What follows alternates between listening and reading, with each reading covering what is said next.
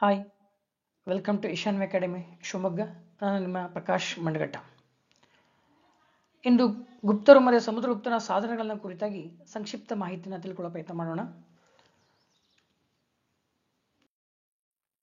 ಗುಪ್ತರು ಭಾರತದಲ್ಲಿ ಆಳ್ವಿಕೆ ಮಾಡಿದಂಥ ಅತ್ಯಂತ ಪ್ರಮುಖ ರಾಜಮನೆತನಗಳಲ್ಲಿ ಇದು ಕೂಡ ಒಂದು. ಗುಪ್ತರ ಸುವರ್ಣ ಯುಗನ ಈಗಾಗಲೇ ನಾವು ಕಳೆದ ವಿಡಿಯೋದಲ್ಲಿ ನೋಡಿದ್ದೇವೆ. ಗುಪ್ತರ ಸ್ಥಾಪನೆ ಮತ್ತು ಪ್ರಮುಖ ಅಂಶಗಳನ್ನು ಕುರಿತು ಚರ್ಚೆ ಮಾಡಿಕೊಂಡು ಆನಂತರದಲ್ಲಿ ಸಮುದ್ರಗುಪ್ತನ ಸಾಧನೆಗಳನ್ನು ಕುರಿತು ಅವಲೋಕನ ಮಾಡೋಣ. ಗುಪ್ತರು ಇವರ ರಾಜಧಾನಿ ಪಾಟಲಿಪುತ್ರ ಮತ್ತು ಉಜ್ಜಯಿನಿ. ಪಾಟಲಿಪುತ್ರ ಇವರ ಪ್ರಧಾನ ರಾಜಧಾನಿ ಆದರೆ ಉಜ್ಜಯಿನಿ ಮತ್ತೊಂದು ಪ್ರಮುಖ ರಾಜಧಾನಿಯಾಗಿ ಕೂಡ ಕೆಲಸವನ್ನು ಮಾಡುತ್ತೆ. ಹಾಗಾಗಿ ಗುಪ್ತರ ರಾಜಧಾನಿ ಕೇಂದ್ರಗಳು ಪಾಟಲಿಪುತ್ರ ಮತ್ತು ಉಜ್ಜಯಿನಿ. ಇವರ ಲಾಂಛನ ಗರುಡ. ಗುಪ್ತರ ಇತಿಹಾಸ ತಿಳ್ಕೊಳ್ಬೇಕು ನಾವು ಅಂದರೆ ಒಂದಷ್ಟು ಸೋರ್ಸ್ಗಳು ಅಗತ್ಯ. ಯಾಕೆಂದರೆ ಇತಿಹಾಸದಲ್ಲಿ ಮೂಲಾಧಾರಗಳಲ್ಲಿ ಇತಿಹಾಸವಿಲ್ಲ. ಆ ಕಾರಣಕ್ಕಾಗಿಯೇ ಈ ಗುಪ್ತ ವಂಶದ ಬಗ್ಗೆ ತಿಳ್ಕೊಳ್ಬೇಕು ನಾವು ಅಂತಂದರೆ ಒಂದಷ್ಟು ಸೋರ್ಸ್ಗಳು ಬಹಳ ಮುಖ್ಯ ಆಗುತ್ತೆ. ಯಾವ್ಯಾವುದು ಪ್ರಮುಖ ಒರಿಜಿನಲ್ ಸೋರ್ಸ್ ಅಥವಾ ಮೂಲ ಸೋರ್ಸ್ ಯಾವುದು ಅಂತಂದರೆ ಸಮುದ್ರಗುಪ್ತನ ಅಲಹಾಬಾದ್ ಸ್ತಂಭಶಾಸನ, ವಿಶಾಖದತ್ತನ ಮುದ್ರಾ ರಾಕ್ಷಸ, ಫಾಹಿಯಾನನ ಗೋಕೋಕಿ ಕೃತಿ, ಕಾಳಿದಾಸನ ಕೃತಿಗಳು, ರಾಜಶೇಖರ ಕವಿಯ ಕಾವ್ಯಮೀಮಾಂಸೆ, ಇತ್ಸಿಂಗನ ಬರವಣಿಗೆಗಳು ಇವೆಲ್ಲವೂ ಕೂಡ ಗುಪ್ತರ ಇತಿಹಾಸ ತಿಳ್ಕೊಳ್ಳೋದಕ್ಕೆ ನಮಗಿರ್ತಕ್ಕಂಥ ಪ್ರಮುಖ ಆಧಾರಗಳು. ಸಮುದ್ರಗುಪ್ತನ ಅಲಹಾಬಾದ್ ಸ್ತಂಭಶಾಸನ, ವಿಶಾಖದತ್ತನ ಮುದ್ರಾ ರಾಕ್ಷಸ, ಫಾಹಿಯಾನನ ಗೋಕೋಕಿ, ಕಾಳಿದಾಸನ ಕೃತಿಗಳು, ರಾಜಶೇಖರನ ಕಾವ್ಯಮೀಮಾಂಸೆ, ಇತ್ಸಿಂಗನ ಬರವಣಿಗೆಗಳು, ವಿಶಾಖನ ಮತ್ತೊಂದು ಕೃತಿ ದೇವಿ ಚಂದ್ರಗುಪ್ತಂ, ಅದು ಕೂಡ ಗುಪ್ತರ ಇತಿಹಾಸ ತಿಳ್ಕೊಳ್ಳೋಕೆ ನಮಗೆ ಆಧಾರಗಳಾಗಿ ಕೆಲಸ ಮಾಡ್ತಕ್ಕಂಥ ಗ್ರಂಥಗಳು. ಇನ್ನು ರಾಜಕೀಯ ಇತಿಹಾಸವನ್ನು ಅವಲೋಕನ ಮಾಡೋದಾದ್ರೆ ಗುಪ್ತ ಸಂತತಿಯ ಸ್ಥಾಪಕ ಶ್ರೀಗುಪ್ತ. ಈ ವಂಶವನ್ನು ಸ್ಥಾಪನೆ ಮಾಡಿದವನು ಶ್ರೀಗುಪ್ತ ಅಂತೇಳಿ. ಇಲ್ಲಿ ಪ್ರಧಾನವಾಗಿರ್ತಕ್ಕಂಥ ಪ್ರಮುಖ ಮೊದಲ ದೊರೆ ಯಾರು ಅಂತಂದ್ರೆ ಒಂದನೇ ಚಂದ್ರಗುಪ್ತ ಅಥವಾ ಮೊದಲನೇ ಚಂದ್ರಗುಪ್ತ. ಈತ ಸಾಶ 320ರಲ್ಲಿ ಗುಪ್ತ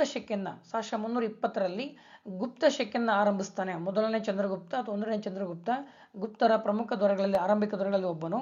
ಈತ ಸಾಶ 320ರಲ್ಲಿ ಗುಪ್ತ ಶಕೆಯನ್ನ ಆರಂಭಿಸ್ತಾನೆ. ಇದು ಕಾಲಾನುಕ್ರಮಣಿಕೆಯಲ್ಲಿ ಬಹಳ ಮುಖ್ಯವಾಗಿರ್ತಕ್ಕಂಥ ಅಂಶ ಮತ್ತು 1 ಅಂಕ ಅಥವಾ 2 ಅಂಕ ಹೊಂದಿಸಿ ಬರೆಯಲಿ ಬಹಳ ಪ್ರಧಾನವಾಗಿ ಕೇಳ್ತಕ್ಕಂಥ ಸಂಗತಿ. ಈ ವಂಶದ ಅಥವಾ ಈ ಸಂತತಿಯ ಶ್ರೇಷ್ಠ ದೊರೆ ಯಾರು ಅಂತಂದ್ರೆ ಸಮುದ್ರಗುಪ್ತ. ಸಾಶ 335ರಿಂದ 375ರಲ್ಲಿ ಆಳ್ವಿಕೆ ಮಾಡಿದಂಥ ಸಮುದ್ರಗುಪ್ತ ಗುಪ್ತ ಸಂತತಿಯ ಅತ್ಯಂತ ಶ್ರೇಷ್ಠವಾಗಿರ್ತಕ್ಕಂಥ ದೊರೆ ಅಂತೇಳಿ ಇತಿಹಾಸಕಾರರಿಂದ ಗುರುತಿಸಲ್ಪಟ್ಟಿದ್ದಾನೆ. ಈತನ ಬಿರುದುಗಳು ಕವಿರಾಜ ಮತ್ತು ಅಶ್ವಮೇಧ ಪರಾಕ್ರಮ. ಈತ ಅಶ್ವಮೇಧ ಯಾಗವನ್ನು ಕೈಗೊಳ್ತಂತ ದಿಗ್ವಿಜಯ ಜ್ಞಾಪಕಾರ್ಥಕವಾಗಿ ಅಕಾರಣಕ ಈತನಿಗೆ ಅಶ್ವಮೇಧ ಪರಾಕ್ರಮ ಅಂತಕ್ಕಂಥ ಬಿರುದು ಕೂಡ ನಾವು ಕಾಣ್ತೇವೆ. ಜೊತೆಗೆ ಅಲಹಾಬಾದ್ ಸ್ತಂಭಶಾಸನ ಇವನನ್ನ ಈ ಕವಿರಾಜ ಅಂತೇಳಿ ಆತನನ್ನ ಉಲ್ಲೇಖ ಮಾಡುತ್ತೆ. ಇನ್ನು ಸಮುದ್ರಗುಪ್ತನ ಸಾಧನೆ ತಿಳ್ಕೊಳ್ಳೋದಾದ್ರೆ ಸಮುದ್ರಗುಪ್ತನ ಸಾಧನೆ ತಿಳ್ಕೊಳ್ಳೋದಕ್ಕೆ ನಮಗಿರ್ತಕ್ಕಂಥ ಬಹುಮುಖ್ಯ ಆಧಾರ ಹರಿಸೇನನ ಅಲಹಾಬಾದ್ ಸ್ತಂಭಶಾಸನ. ಹರಿಸೇನ ಸಮುದ್ರಗುಪ್ತನ ಆಸ್ಥಾನ ಕವಿ. ಆತನ ಅಲಹಾಬಾದ್ ಸ್ತಂಭಶಾಸನ ಸಮುದ್ರಗುಪ್ತನ ಸಾಧನೆಗಳ ಕುರಿತಾಗಿ ಸವಿಸ್ತಾರವಾಗಿರ್ತಕ್ಕಂಥ ಮಾಹಿತಿಯನ್ನು ತಿಳಿಸುತ್ತೆ. ಇಲ್ಲಿ ಪ್ರಧಾನವಾಗಿ ಸಮುದ್ರಗುಪ್ತನ ಸಾಧನೆಗಳನ್ನು 4 ಕಾಲಘಟ್ಟಗಳಾಗಿ 4 ಭಾಗಗಳಾಗಿ ವಿಂಗಡಣೆ ಮಾಡಿಕೊಂಡು ಅಧ್ಯಯನ ಮಾಡಲಾಗುತ್ತೆ. ಒಂದನೇದು ಉತ್ತರ ದಿಗ್ವಿಜಯಗಳು. ಸಮುದ್ರಗುಪ್ತ ಅಧಿಕಾರಕ್ಕೆ ಬಂದ ನಂತರದಲ್ಲಿ ಸಹಜವಾಗಿನ ಎಲ್ಲ ದೊರೆಗಳಾಗೇನೆ ದಿಗ್ವಿಜಯಗಳನ್ನು ಆರಂಭಿಸ್ತಾನೆ.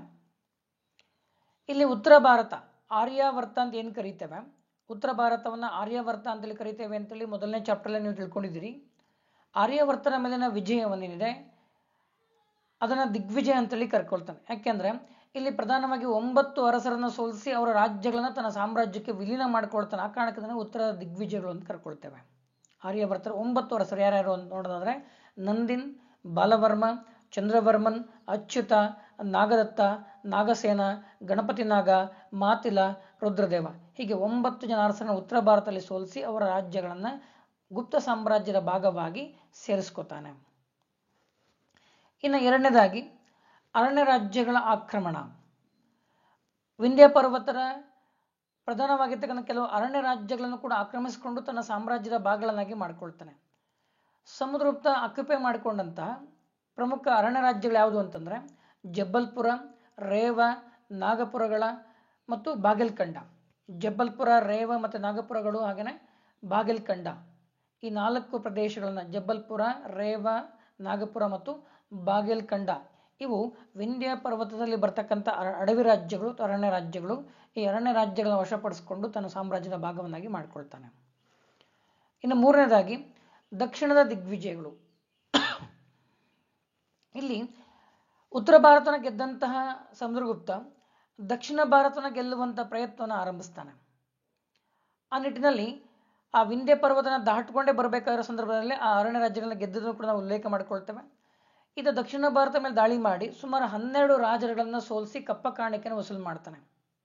ಇದನ್ನ ನಾವು ಧರ್ಮ ವಿಜಯ ಅಂತೇಳಿ ಕರೀತೇವೆ. ಇತಿಹಾಸಕ ಧರ್ಮ ವಿಜಯ ಅಂತ ಕರೀತಾರೆ ಇದನ್ನ. ಯಾಕೆ ಅಂತಂದ್ರೆ ದಕ್ಷಿಣ ಭಾರತದಲ್ಲಿ ಆತ ಗೆದ್ದಂತ 12 ರಾಜರುಗಳನ್ನ ಸೋಲಿಸಿದ ನಂತರದಲ್ಲಿ ಅವರ ರಾಜ್ಯಗಳನ್ನ ಅಕ್ಯುಪೈ ಮಾಡಿಕೊಂಡು ತನ್ನ ಸಾಮ್ರಾಜ್ಯಕ್ಕೆ ಸೇರಿಸಿಕೊಳ್ಳೋದಿಲ್ಲ, ಬದಲಾಗಿ ಅವರ ಅಧಿಕಾರಗಳನ್ನು ಅವರಿಗೆ ವಾಪಸ್ ಕೊಟ್ಟು ಅವರಿಂದ ಕಪ್ಪ ಕಾಣಿಕೆಯನ್ನ ಗುಪ್ತರ ಸಾರ್ವಭೌಮತ್ವವನ್ನು ಅವರ ಮೇಲೆ ಹೇರಿ ಅವರು ಅಧೀನವಾಗಿದ್ದುಕೊಂಡು ಆಳ್ವಿಕೆ ಮಾಡೋದಕ್ಕೆ ಕಪ್ಪ ಕಾಣಿಕೆಯನ್ನು ವಸೂಲು ಮಾಡ್ಕೊಂಡು ಹಾಗಾಗಿ ಇದನ್ನು ಧರ್ಮ ವಿಜಯ ಅಂತ ಕರೆಯುವ ಪ್ರಯತ್ನ ಮಾಡ್ತಾನೆ.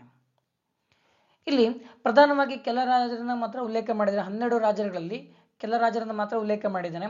ಕೋಸಲದ ಮಹೇಂದ್ರ, ಮಹಾಕಾಂತರದ ವ್ಯಾಘ್ರರಾಜ, ಕೌರಾಲದ ಮಂಟರಾಜ, ಪಿಸ್ತಪುರದ ಮಹೇಂದ್ರ, ಕೊಟ್ಟೂರದ ಸ್ವಾಮಿದತ್ತ, ಎರಡಪಲ್ಲಿಯ ದಮನ, ದೇವರಾಷ್ಟ್ರದ ಕುಬೇರ, ಹೀಗೆ ಸಾಕಷ್ಟು ಜನ ಇದ್ದಾರೆ. ಆ 12 ಜನ ರಾಜರನ್ನ ಸೋಲಿಸಿ ಅವರಿಂದ ಕಪ್ಪ ಕಾಣಿಕೆ ವಸೂಲು ಮಾಡ್ಕೊಂಡು ವಾಪಸ್ಸು ಆತ ಉತ್ತರ ಭಾರತ ಕಡೆ ಹೋಗ್ತಾನೆ. ಇದು ಮೂರನೇ ಹಂತದ ಆತನ ಸೇನಾ ದಿಗ್ವಿಜಯಗಳು. ಇನ್ನು 4ನೇ ಹಂತದಲ್ಲಿ ನಾವು ಗಡಿ ರಾಜ್ಯಗಳ ಆಕ್ರಮಣನ ನೋಡ್ತೇವೆ. ಗಡಿ ರಾಜ್ಯಗಳ ಆಕ್ರಮಣ.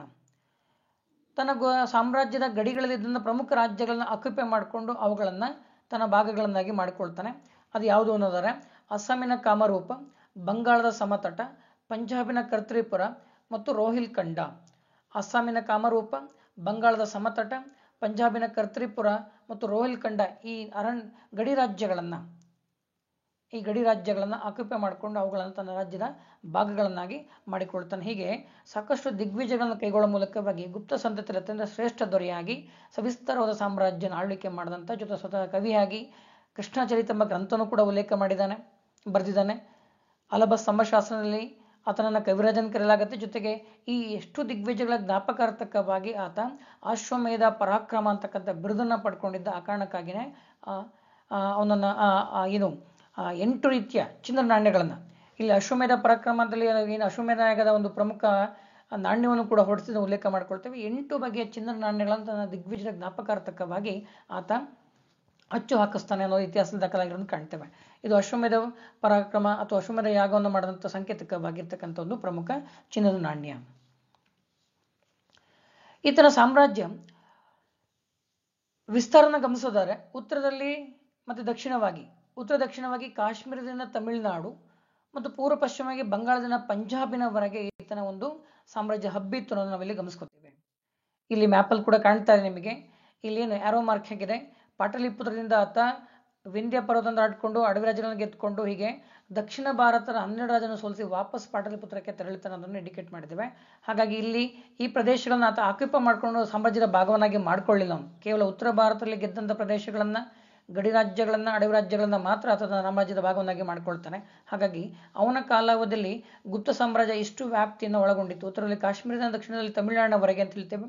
ಪೂರ್ವ ಪಶ್ಚಿಮವಾಗಿ ಬಂಗಾಳದಿಂದ ಪಂಜಾಬಿನವರೆಗೆ ಆತನ ಸಾಮ್ರಾಜ್ಯ ಹಬ್ಬಿತ್ತು ಅನ್ನೋದನ್ನು ನಾವಿಲ್ಲಿ ಸ್ಪಷ್ಟವಾಗಿ ಉಲ್ಲೇಖ ಮಾಡಿಕೊಳ್ತೇವೆ. ಇದಿಷ್ಟು ಸಮುದ್ರಗುಪ್ತನ ಸಾಧನೆಗಳಿಗೆ ಸಂಬಂಧಪಟ್ಟಂತ ಸಂಗತಿಗಳು. ಇದು 5 ಅಂಕದ ಪ್ರಮುಖ ಪ್ರಶ್ನೆಗಳಲ್ಲಿ, ಪರ್ಸನಾಲಿಟಿಗಳಲ್ಲಿ ಬಹಳ ಮುಖ್ಯವಾಗಿರ್ತಕ್ಕಂಥದ್ದು. ಚೆನ್ನಾಗಿ ಅಧ್ಯಯನ ಮಾಡೋ ಪ್ರಯತ್ನ ಮಾಡಿ. Thank you.